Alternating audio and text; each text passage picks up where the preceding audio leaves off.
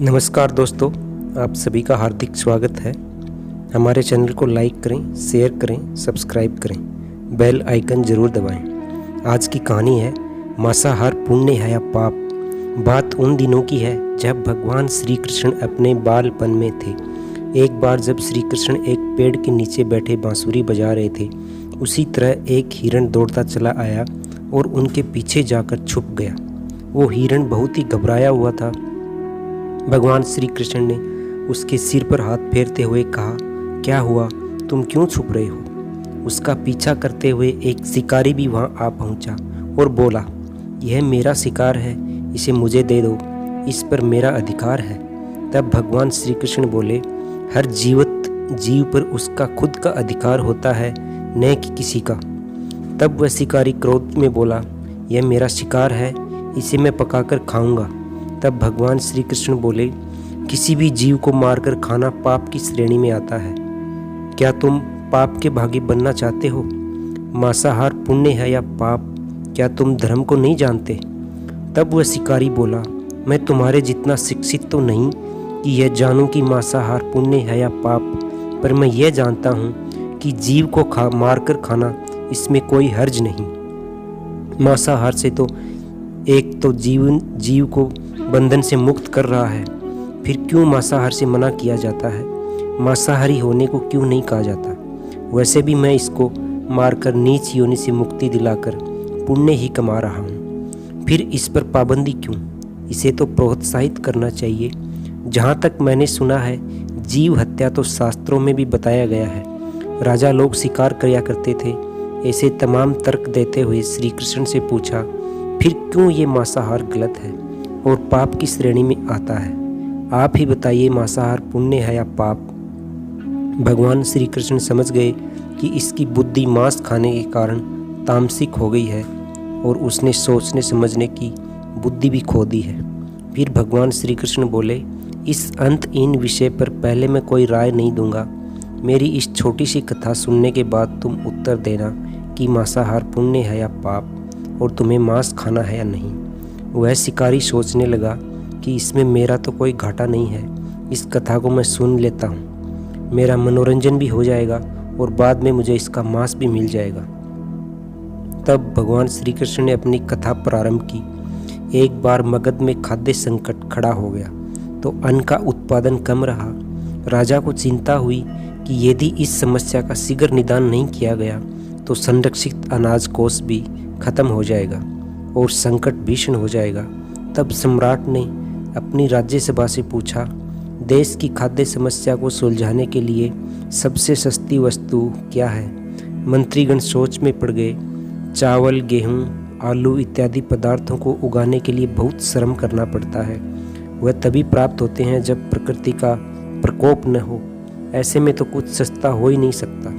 तभी शिकार का शौक रखने वाले एक मंत्री ने सोचा कि यही उत्तम अवसर है, क्यों न धुंधाधुंध शिकार के लिए राजा की अनुमति ले ली जाए।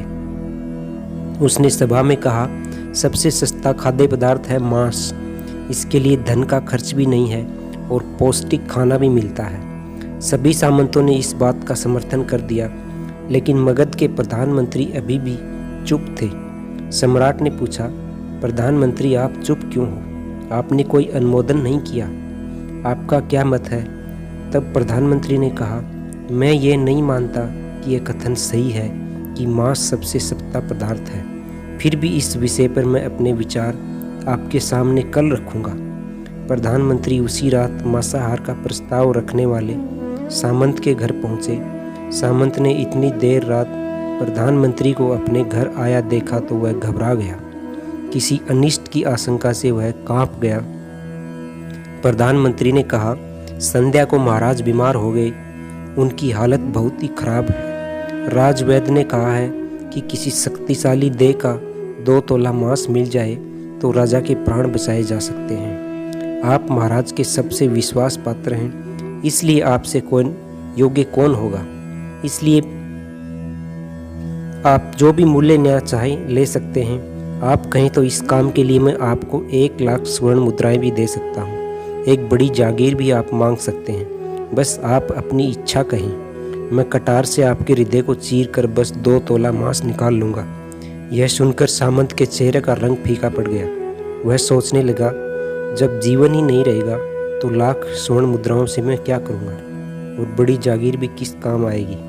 वह झटपट अंदर भागा और अपनी तिजोरी से 1 लाख स्वर्ण मुद्राएं लेकर आया। मुद्राएं देकर उसने प्रधानमंत्री के पैर पकड़ लिए और गिड़गिड़ाते हुए बोला, श्रीमंत, मैं आपकी 1 लाख स्वर्ण मुद्राओं में अपनी 1 लाख मुद्रा और मिलाता हूँ। इस पैसे से आप किसी और सामंत के हृदय का मांस खरीद लें, किंतु मुझे जाने दें। यह बात किसी और को पता न चले, मैं आपसे आग्रह करता हूँ। प्रधानमंत्री जी की यह सब समझ चुके थे। वह उसे थोड़ी और मानसिक पीड़ा देना चाहते थे। प्रधानमंत्री ने कहा, सामंत, आप शरीर से बलिष्ठ हैं, आपकी कद काठी महाराज से मिलती जुलती है, इसलिए राजवैद्य ने खास तौर पर आप ही का नाम लिया है। आपके दान से हमारे राजा अच्छे हो सकते हैं, उनकी ज़िंदगी बच सकती है। आप कहे तो मैं आपको प्रधानमंत्री का पद देने को तैयार हूँ और खुद आपका कर्मचारी बनकर रहूँगा, पर प्रजा से हमारे राजा ने छीने। सामंत तो फंसता हुआ दिख रहा था। उसने शरीर पर अंग वस्त्र रखकर अपने जूते भी पहन लिए। जैसे ही वह वहाँ से भागने वाला था, तुरंत प्रधानमंत्री के पैरों से में लेट गया। उसने याचना की कि प्रधानमंत्री, मैं इसके योग्य नहीं हूँ। जब प्राण ही नहीं रहेंगे तो प्रधानमंत्री पद का या राजा का सिंहासन में मिल जाए तो मैं उसका क्या करूँगा। आप चाहें तो मेरा सब कुछ ले लें, पर मेरे प्राण न लें। मैं अपना ये भवन और सारा धन आपको सौंपता हूँ। रातों रात राज्य से निकल जाऊँगा। इतना कहकर वह अपने घोड़े की ओर भागा, और जैसे ही अपना घोड़ा गठने लगा, आवाज़ आई, अभी अभी अपने पीछे गए तुम अपने परिवार को भी छोड़ के जा रहे हो। सामंत बोला, मेरे प्राण से प्रिय कुछ भी नहीं है। जब जीवन ही नहीं रहेगा तो कुटुंब का क्या करूँगा। जीवन रहा तो ऐसे ही सुखी रह लूँगा।